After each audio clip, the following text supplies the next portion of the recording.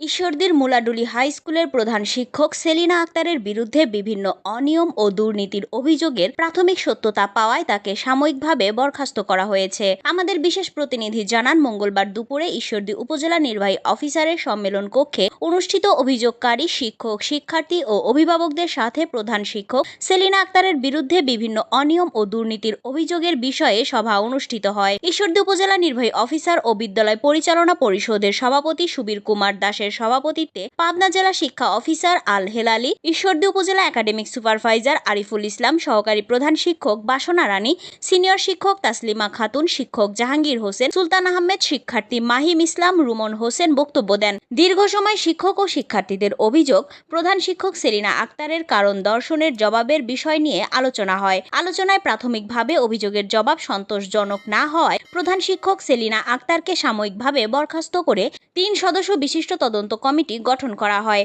এর আগে গত 28 আগস্ট বিদ্যালয়ের শিক্ষার্থী ও শিক্ষকেরা বিক্ষোভ মিছিল নিয়ে ঈশ্বরদী উপজেলা নির্বাহী অফিসার ও বিদ্যালয়ের পরিচালনা পরিষদের সভাপতি সুবীর কুমার দাসের নিকট পৃথক অভিযোগপত্র দাখিল করলে সুবীর কুমার দাস প্রধান শিক্ষককে 10 দিনের মধ্যে কারণ দর্শনার নোটিশ প্রদান করেন। এদিকে 14 দিন অতিবাহিত হওয়ার পরও প্রধান শিক্ষকের বিরুদ্ধে আনীত অভিযোগের কোনো আইনগত ব্যবস্থা গ্রহণ না করায় শিক্ষক, অভিভাবক ও শিক্ষার্থীরা মঙ্গলবার দুপুরে আবারও বিক্ষোভ নিয়ে উপজেলা চত্বরে বিভিন্ন স্লোগান ও প্রধান শিক্ষকের পদত্যাগ দাবি করেছেন।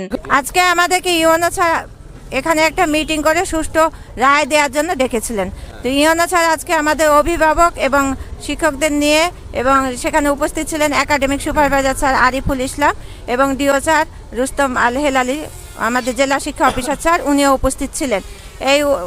আর আমাদের সাথে হচ্ছে অভিভাবকরা ছিলেন এবং সুধীজনরা, আমাদের মুলাডুলি উচ্চ বিদ্যালয়ে যারা সুধীজন ছিলেন এলাকা থেকে, তারা আমাদের সাথে এসেছিলেন এবং ছাত্রছাত্রীরাও এসেছিলেন।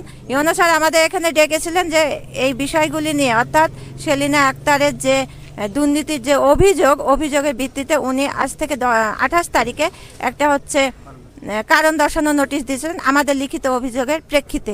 10 কর্মদিবসে সময় দিয়েছিলেন এবং আজকে সেটার লিখিত জবাব প্রধান শিক্ষক দিয়েছেন।